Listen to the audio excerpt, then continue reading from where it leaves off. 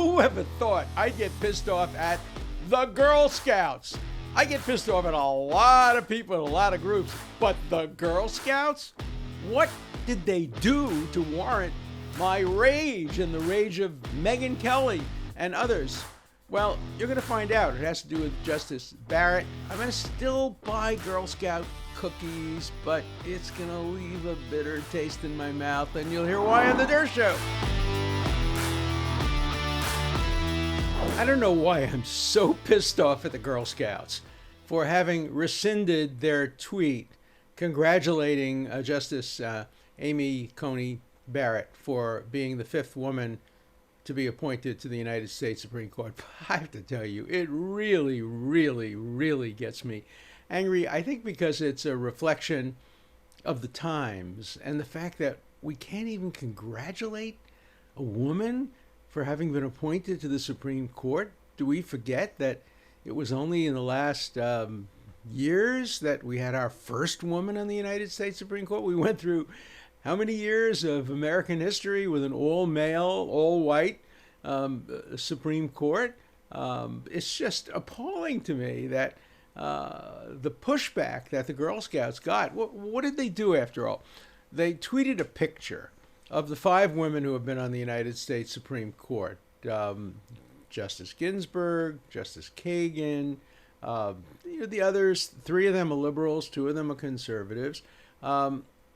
Pictures of all of them, and then just wrote a little statement. Congratulations, Amy Coney Barrett, for becoming the fifth woman appointed to the Supreme Court since its inception in 1789.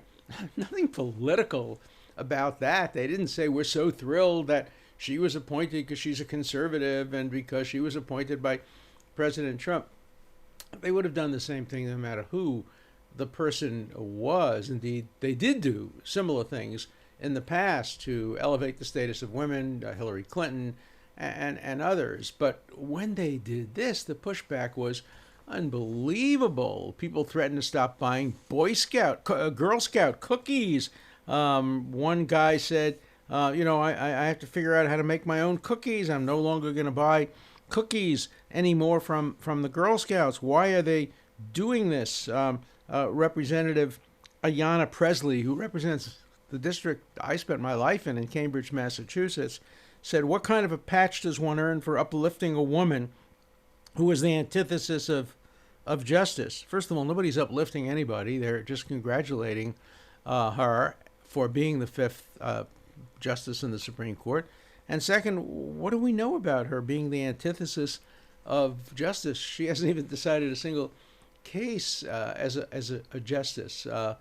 Give her a break, give her an opportunity. Maybe she'll surprise you. Maybe she'll disappoint the hard right. We can't be absolutely 100% positive of what she will say about the rights of women. Yes, she's personally opposed to abortion, but, a very large percentage of Americans, particularly those who are of certain Catholic and Protestant faiths, believe that an abortion is murder. It's not a view I share, but it's a view I understand. And I would never condemn anybody for holding that view any more than I would for holding other views, religious or political, that I fundamentally disagree with.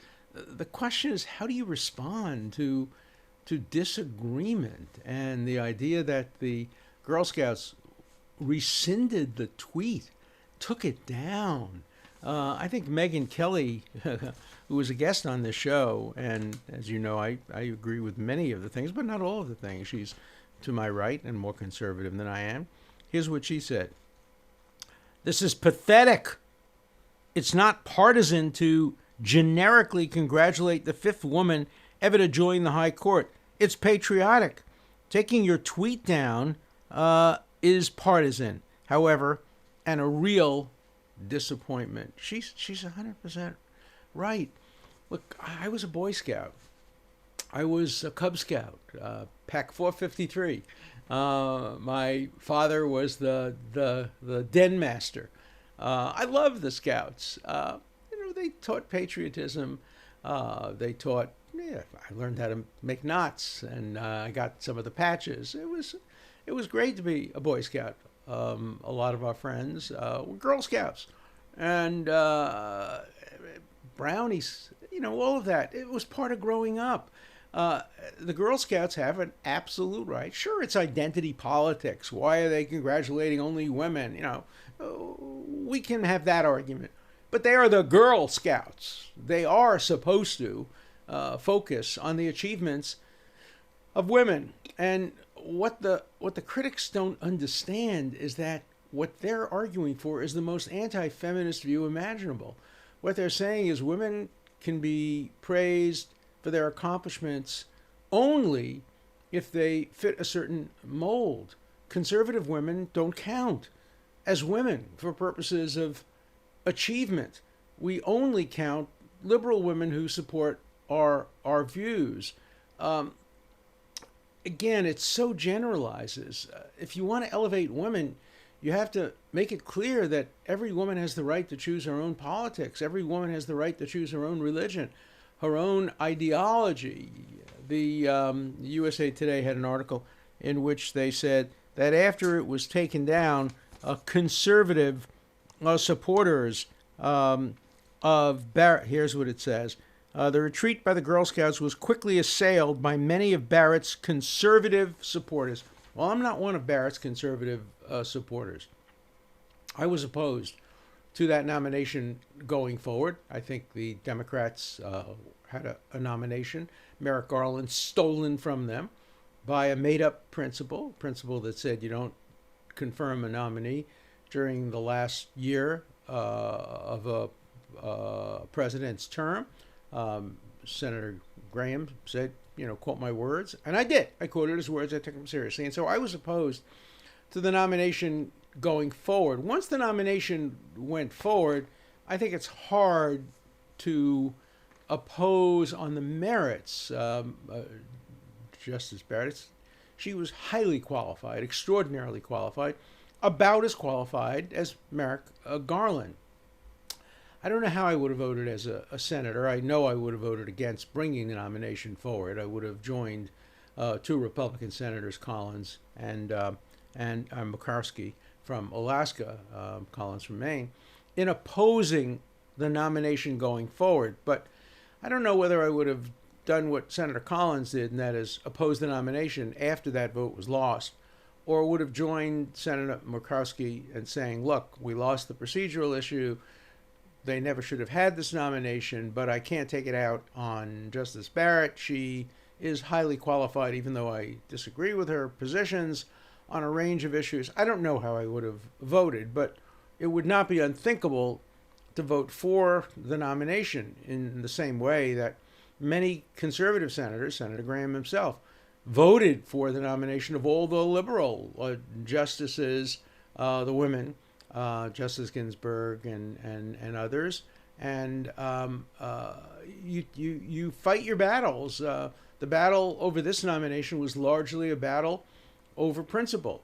Should the nomination be allowed to go forward just literally days before the election, or should the election have determined who gets to make the nomination? I'm clearly on one side of that issue. I think the nomination should not have gone forward. I'm in favor of a new rule of the Senate, which said that once a nomination, if a nomination is put forward, anytime after the conventions are over, the Senate should not act on it. It would change the rules. It would be a rule applied equally to both sides. The shoe would have to fit on both sides, on both feet. That's not the rule today. And so, yeah, I could be angry at the Republicans for playing fast and loose with principle.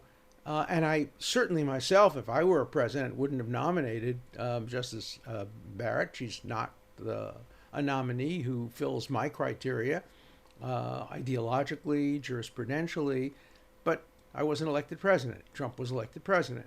He gets to make that decision. The Senate gets to decide whether to confirm it.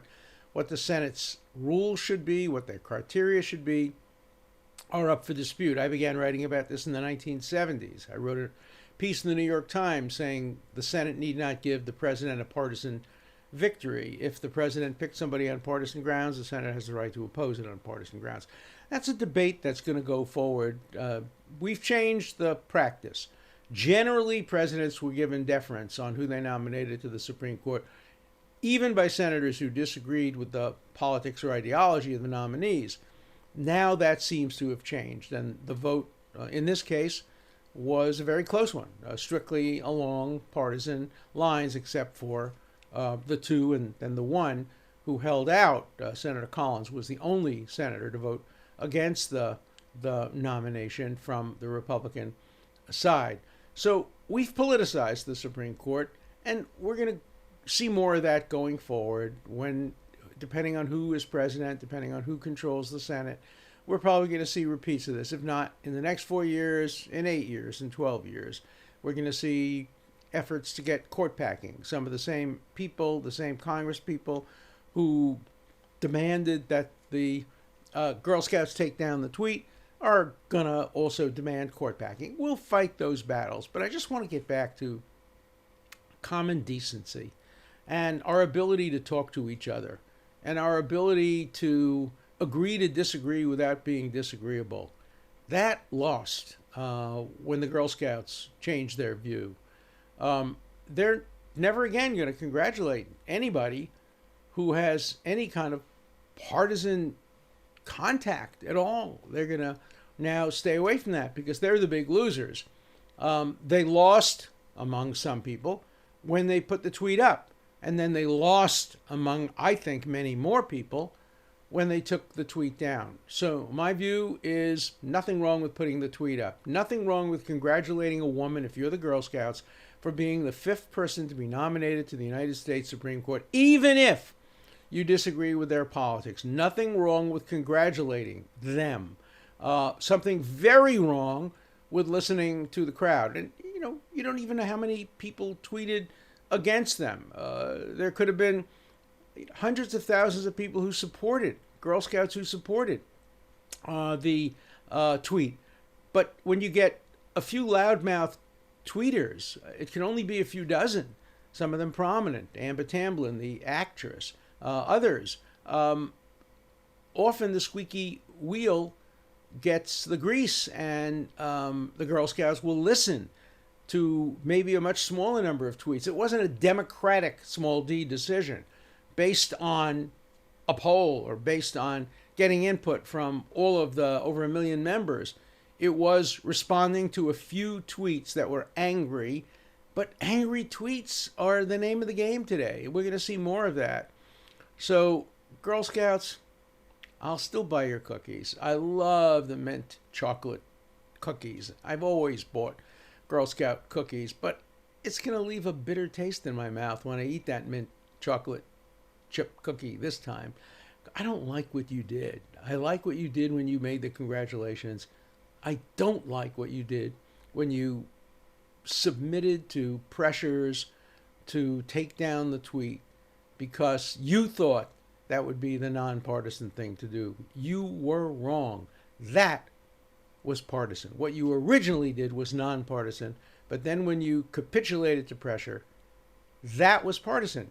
I'm sure many of my viewers belonged to the Girl Scouts when they were kids. Some may be adult members or advisors to the Girl Scouts.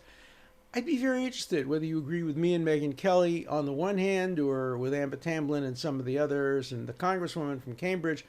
On the other hand, let me hear your views on the Dershow. When is it proper to congratulate a woman for having broken a glass ceiling? When is it proper to simply congratulate somebody for accomplishing something, even if you wish she hadn't been nominated?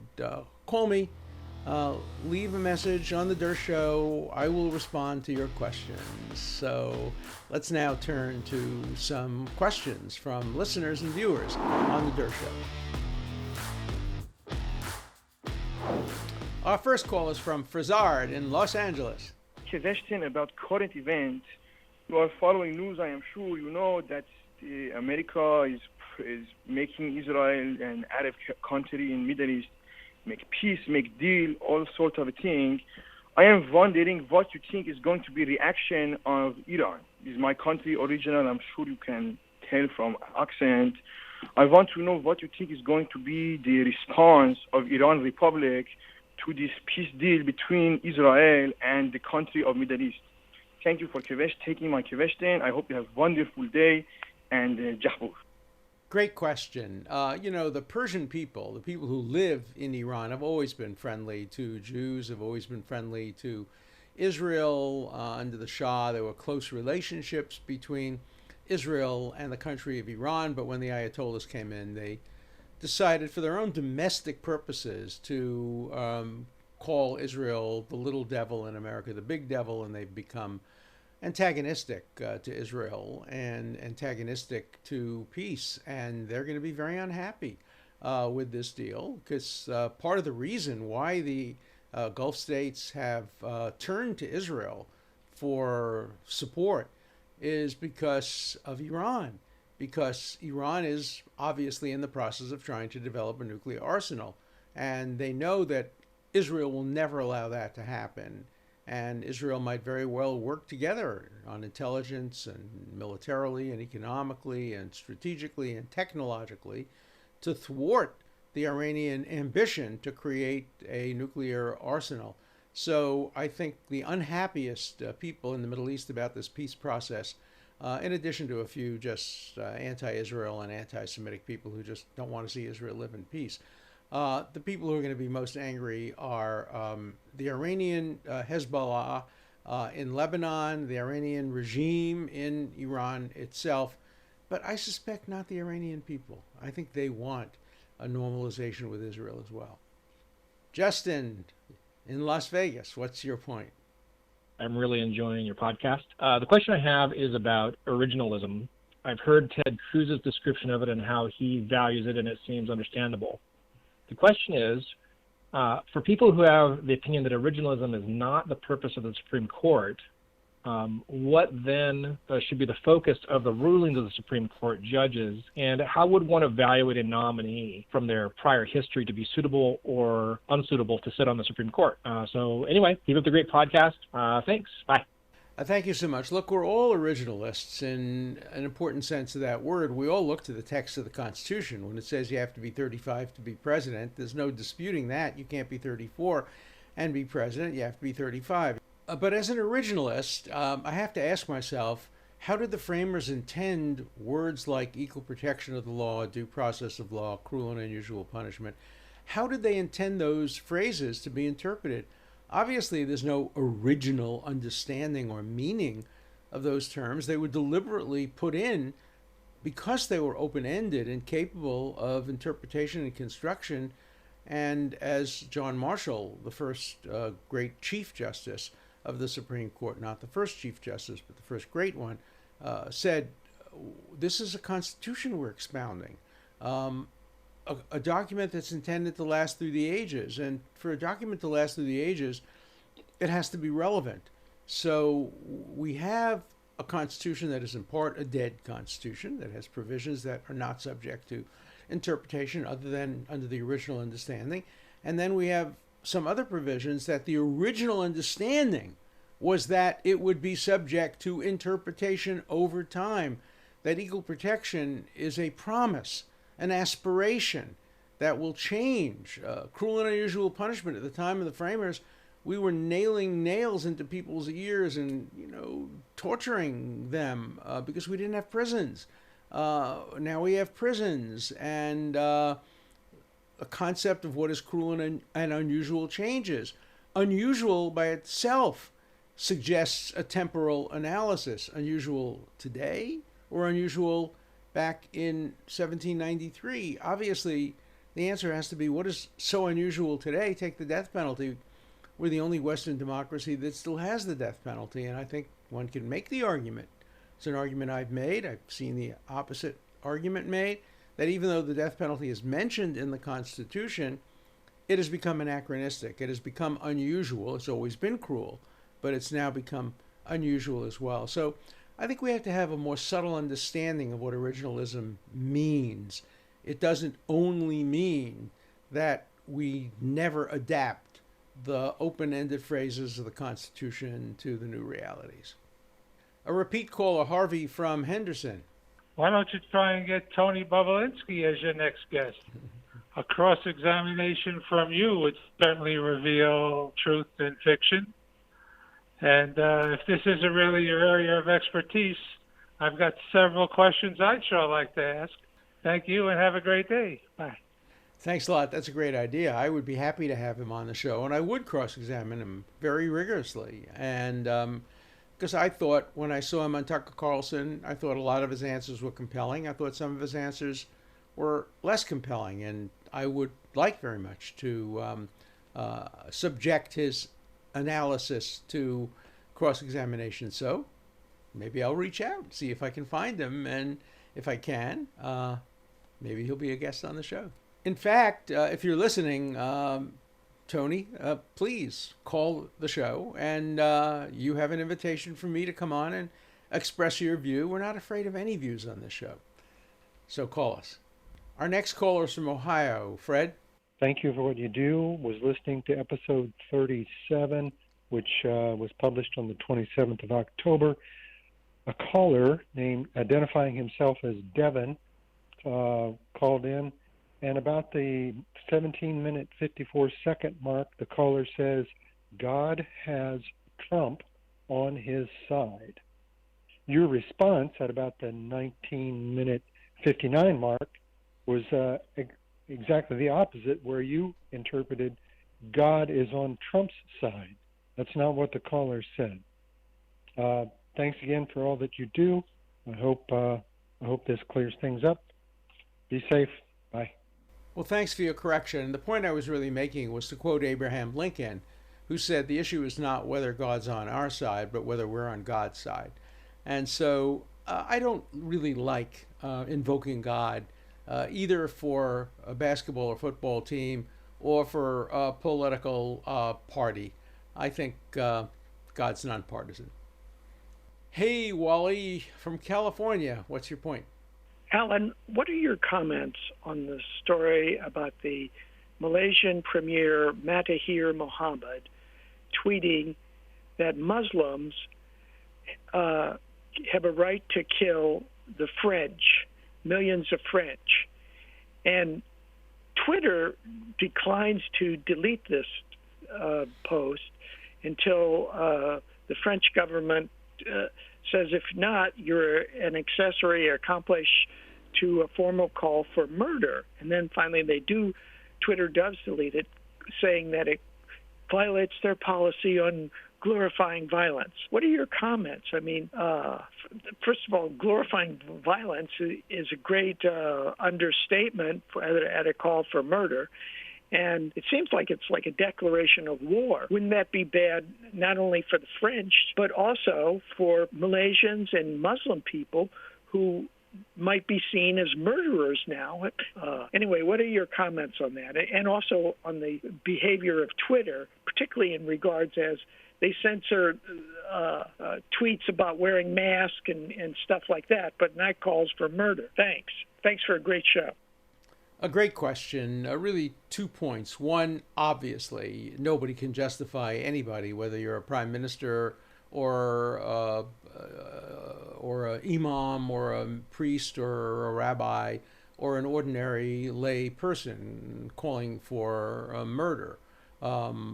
We know that there were rabbis who were calling for the murder of Rabin 25 years ago. There have been some clerics who have called for the murder of abortion doctors. There have been obviously some imams who have called for the killing of heretics and others. And now we have political figures doing that. There's no justification for it. Twitter has to have standards. And if the standards include excluding any call for violence, then they did the right thing. But I have to apply that standard across the board. They can't selectively decide which tweets they want, which they don't, and they shouldn't be responding to the French government. They should be proactively deciding what gets shown on their platform. So it's complicated, and we're going to be discussing a lot of these issues in the shows to come, because Twitter and Facebook and Google and all the platforms are really experiencing very great changes in the roles they're playing, and legislation is being considered. My former student Ted Cruz has been leading the campaign.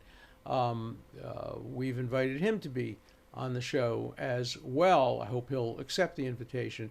So we'll be hearing more about these very complicated issues on the Der Show. So please come back, listen and view, and call in. We really appreciate your views. Thank you.